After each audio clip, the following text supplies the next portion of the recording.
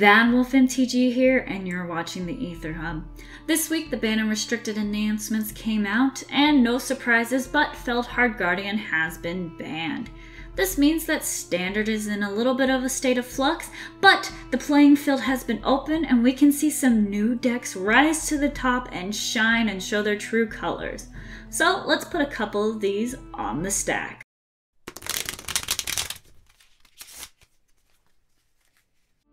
First deck I want to take a look at is the Drake deck.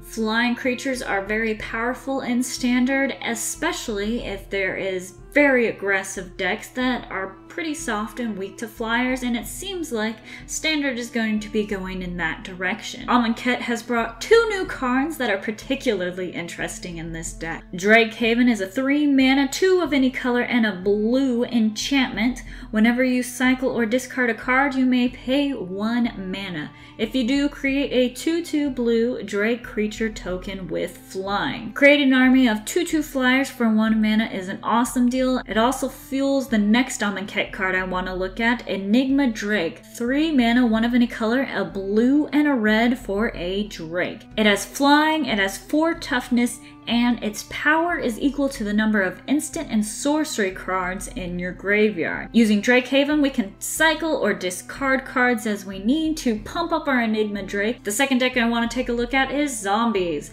We've already got great support in Shadows over Innistrad and Eldritch Moon for this deck, and Amonkhet, our Egyptian plane, has brought a whole horde of mummies to join the party. First off, we've got Wayward Servant and Plague Belcher. These two zombies synergize wonderfully with all the other zombies in your deck, making your opponents lose life, and sometimes you even get to gain life. What's not to love with that? And then we have Lord of the Zombies. Not only do you get to give +1/+1 to other zombie creatures you control, but you can pay 2 mana and tap them to give all zombies menace until end of turn. It's a fantastic way to get through that line of blockers your opponent may have set up. The last zombie card I want to look at is the Zombie Queen herself, Liliana Death's Majesty.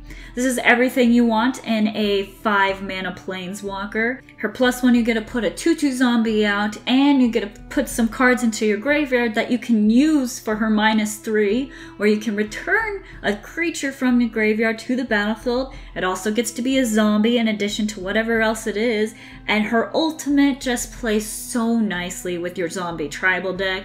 Destroy all non-zombie creatures. To be fair, if your opponent is playing zombies, you're going to have a little bit of a problem with that ultimate. Overall, the general idea of this zombie deck is to get as many zombies out as possible and attack and kill your opponent with them. Just hordes of zombies eating their flesh. Beautiful. The last deck I want to talk about is the Madness deck. I absolutely loved playing my version of this deck during Shadows over Innistrad and Eldritch Moon, and Amonkhet has brought some awesome new tools to use in this deck. I've said it once and I'll say it again, Hezeret the Fervent is my favorite card in this Amonkhet set. I love her, and she is absolutely perfect for a Madness deck. She's a discard outlet, and she feeds off of having no cards in your hand. I also love the addition of Flameblade Adept to this deck. Not only is it a Jackal Warrior, but it also has Menace, and you get a bonus whenever you cycle or discard a card. So let's pop these off the stack. I think we'll be seeing a lot more of these decks this Standard season, and honestly, it has me excited.